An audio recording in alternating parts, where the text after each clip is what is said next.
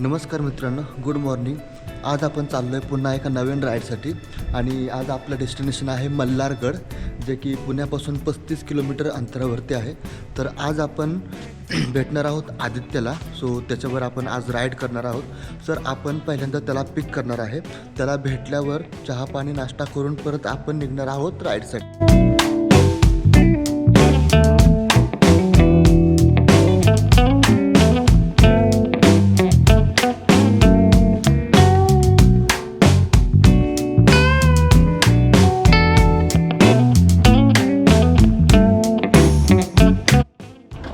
आदित्य आलेला आहे.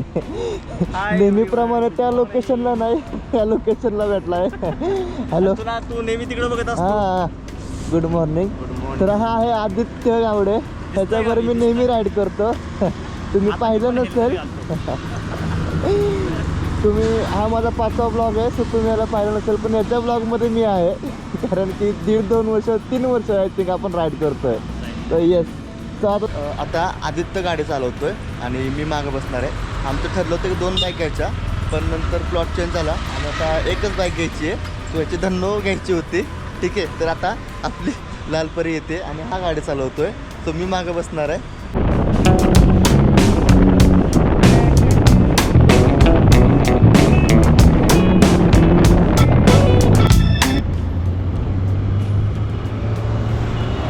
तर आत्ता वाजले 7 आणि आता आपण येऊन पोचलो आहे दिवे घाटामध्ये.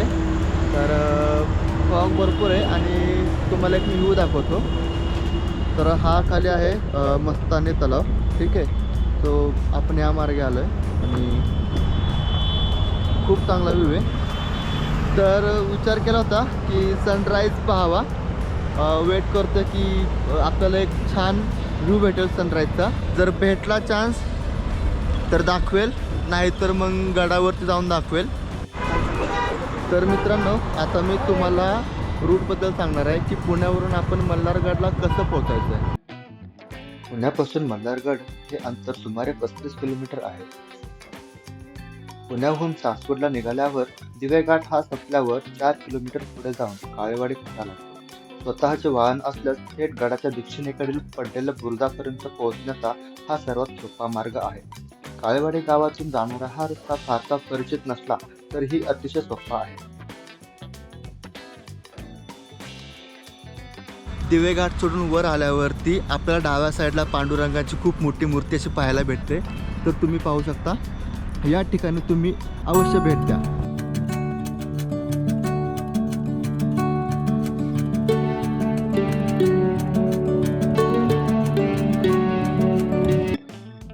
पुण्याहून सासवड मार्गावर दिवेघाट संपल्यानंतर 2 किलोमीटर अंतरावर झेंडेवाडी गावाचा फाटा लागतो. येथून 2 किलोमीटर अंतरावर झेंडेवाडी हे गाव आहे. गाव पार करून आपल्याला समोरच्या डोंगरामध्ये दिसणाऱ्या न आकाराच्या खिंडीत जावे लागते. गावात विचारल्यावर गावकरीही आपल्याला ती खिंड दाखवतात. या खिंडीत पोहोचल्याशिवाय मल्हारगडचे दर्शन होत नाही. या खिंडीत गेल्यावर समोर या डोंगरामध्ये असणारा मल्हारगड आपल्याला दिसतो. आता मी जो तुम्हाला रस्ता सांगितला तो पुण्यापासून सासवडला जातानाचा आहे. तसेच सासवड पासून 6 किलोमीटर अंतरावर हे सोनेरी गाव लागतं.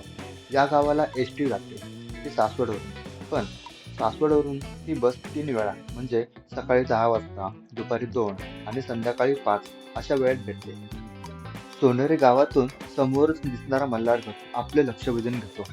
गडाकडे कूच करण्याआधी सोनेरी गावात असणारा 6 बुरुजांनी युक्त असे पानसे यांचा वाडा पाहण्यासारखा आहे. सोनेरी गावातून किल्ल्यावर जाण्यासाठी अर्धा पाऊण तास लागतो. मल्हारगडवर जर तुम्हाला राहण्याची सोय हवी असेल तर फक्त 5 ते 6 माणसे महादेवाच्या मंदिरात दाटीवाटीने राहू शकतात. गडावर अन्यत्र राहण्याची सोय नाही.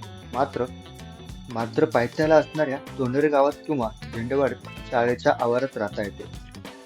जेवणाची सोय गडावर नाहीये, त्याच्यामुळे तुम्हाला जर जेवण हवं असेल तर तुम्ही गडावर जाण्याआधीच त्याची सोय करावी. गडावर 2 विहिरी आहेत, पण त्या विहिरीमधले पाणी पिण्यायोग्य नाहीये, कारण ते पाणी फक्त वापरण्यासाठी उपयुक्त आहे. त्याच्यामुळे पाण्याची सोय पण तुम्ही स्वतः करावी.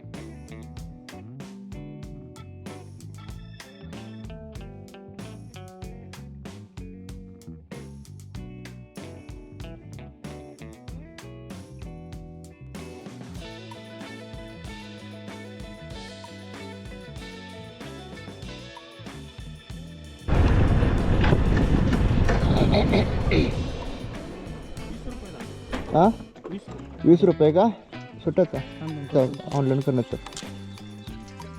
इथे 2 व्हीलर आणि 4 व्हीलरचं काय चार्जेस आहेत? 4 व्हीलर 40.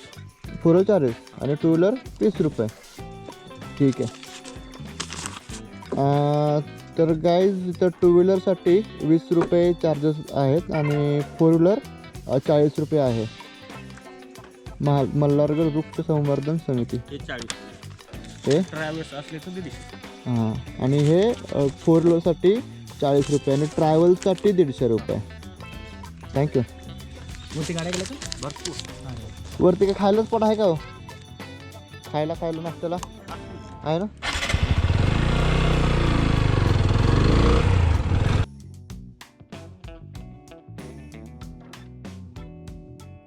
अशा प्रकारे आता आपण मल्हारगडला पोहोचलो आहोत. तर आज आपण भ्रमंती करणार आहोत महाराष्ट्राच्या इतिहासामधील सगळ्यात शेवटचा किल्ला.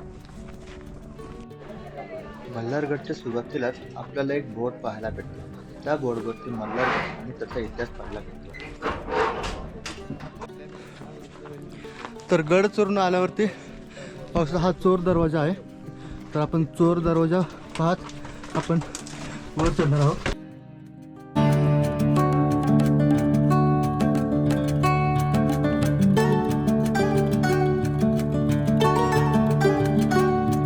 चोर दरवाजा चढल्यावरती आपल्याला ही छोटीशी विहीर पाहायला भेटते. तर आता आपण जाणून घेऊयात मल्हारगडचा इतिहास. मल्हारगड या किल्ल्याची बांधणी पेशव्यांच्या तोफखान्याचे प्रमुख भीमराव पानसे आणि कृष्ण पानसे यांनी केली. सन 1763 ते 1765च्या कालावधीमध्ये या किल्ल्याचे बांधकाम झाले. सन 1771 ते 72 मध्ये थोरले माधवराव पेशवे किल्ल्यावरती येऊन गेल्याचे उल्लेख ऐतिहासिक कागदपत्रांमध्ये आढळतात. इंग्रजांच्या विरुद्ध बंडात उमाजी नाईक आणि वासुदेव बळवंत फडके यांनी या गडाचा आश्रय घेतला होता.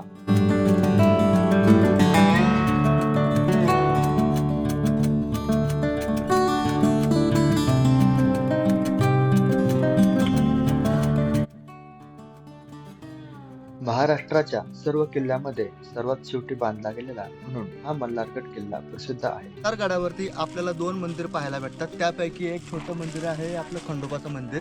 तर ह्या मंदिरामध्ये आपल्याला मल्हार आणि म्हाळसा या 2 मूर्ती पाहायला भेटतात. तर चला आपण त्या मूर्ती पाहूया.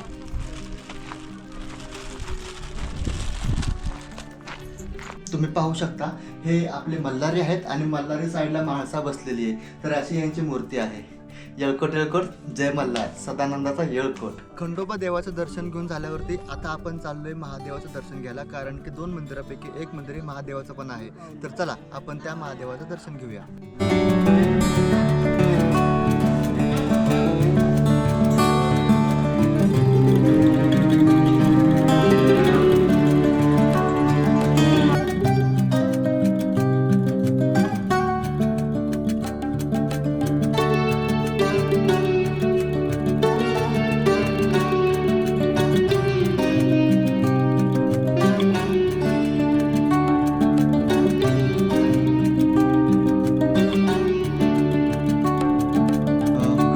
आपण 5 मिनिट ट्रेक केल्यावरती आपण पोचतो महादरवाजा.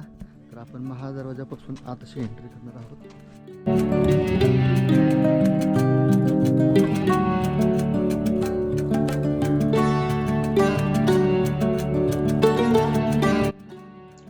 मल्हारगड हा साधारण त्रिकोणी आकाराचा असून आतील बाले किल्ल्याला चौकोनी आकाराचा तट आहे.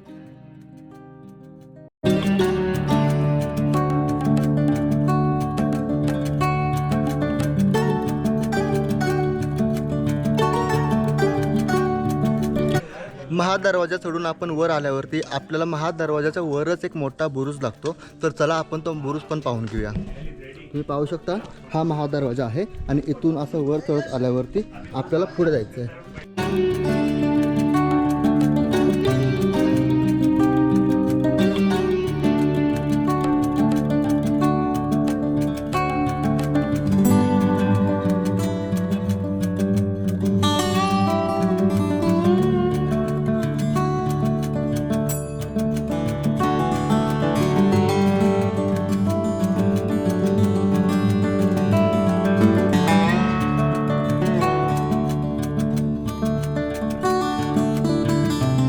पुजावरून खाली आल्यावरती आपल्याला हा दुसरा महादरवाजा लागतो. तर या महादरवाजाच्या समोरच आपल्याला भुलेश्वर रांग लागते.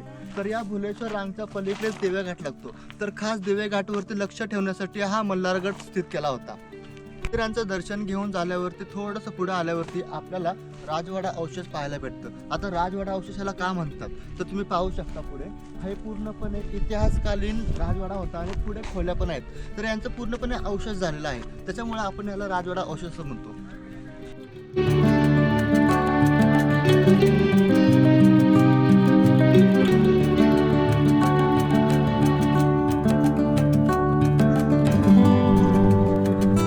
आपण आता राजवाडा परिसरामध्ये आहोत. तर त्याच परिसरामध्ये आपल्याला तळघर पाहायला भेटते. तर हे आहे तळघराचं एक बोर्ड. तर या ठिकाणी आपला रोड आहे. तर चला आपण तळघर पाहूया.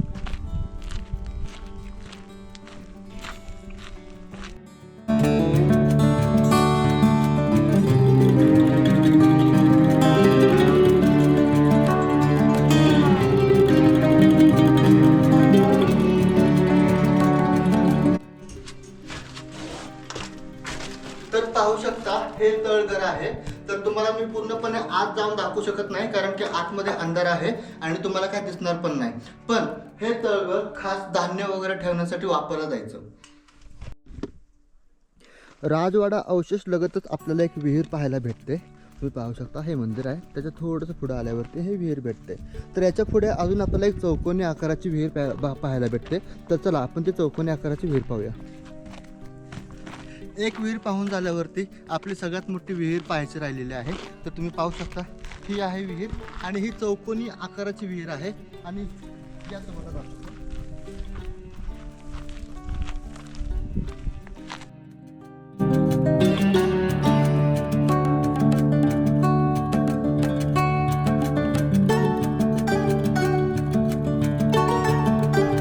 मित्रांनो, आता आपल्या मल्हारगडाचे भ्रमंती करून पूर्ण झालेले आहे आणि या मल्हारगडाचा इतिहास सांगायचा मी पूर्णपणे प्रयत्न केला आहे. जर तुम्ही हा व्हिडिओ शेवटपर्यंत पाहिला असेल आणि जर तुम्हाला माझा हा व्हिडिओ आवडला असेल तर प्लीज लाईक करा, शेअर करा आणि सबस्क्राईब करायला विसरू नका. तुर्तास काळजी.